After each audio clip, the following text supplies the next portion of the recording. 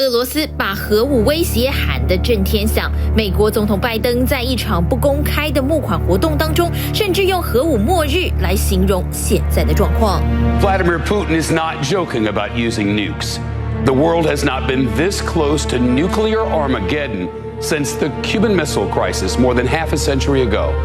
That is the quite startling warning from President Biden.As Putin's brutal invasion of Ukraine appears to be falling apart. 先前史丹佛的教授也曾经研判普京的下一步很可能就是核武，认为不能掉以轻心。If Putin feels that his efforts are stalled, there's the possibility of a desperation move. What's more likely is that he could use a nuclear weapon on a Ukrainian target, use it on a city, and then demand that the Ukraine government has unconditional surrender.That's what we did in 1945 at Hiroshima and Nagasaki. 但长期观察俄罗斯政治情绪的记者却认为，核战情绪其实没有想象中那么紧绷。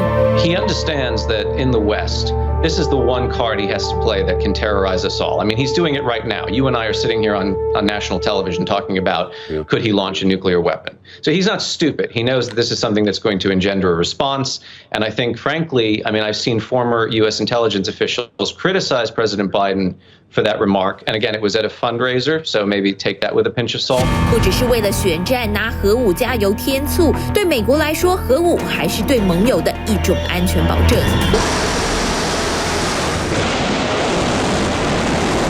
是最近2个星期，北韩动作频频，对日韩来说格外需要美国的核保护伞威力。I think already we were not expecting the Biden administration to adopt this policy of sole purpose because of the current climate, which, you know, even before the actual war was very bad with Russia, as well as concerns about China's growing arsenal and a concern that our allies who rely on us for their defense would be unnerved.因此，美国在核武的投资上预算高得吓人，而且因为研发时间长，需要10年一个周期来计算。从2021年到2030年的核武预算高达6340亿美元，比起之前要增加1400亿，而且分别由美国2大部门来负责。The delivery vehicles, the aircraft, the submarines, the missiles are all contracted by the Pentagon. But then the nuclear warheads are contracted through the Department of Energy, which has these facilities run by corporations on management contracts. And they have a special section, the National Nuclear Security Administration, which is the part of the Department of Energy that runs the warhead complex. 目前在美国制造包括发射核武的武器以及核子弹头等国防企业，大约有25家，每一间公司都只负责一小部分的技术。但因为目前美国核武急需要现代化，预计将创造惊人的商机。U.S. nuclear weapons are old. They were built in the 1970s and 80s at the end of the Cold War.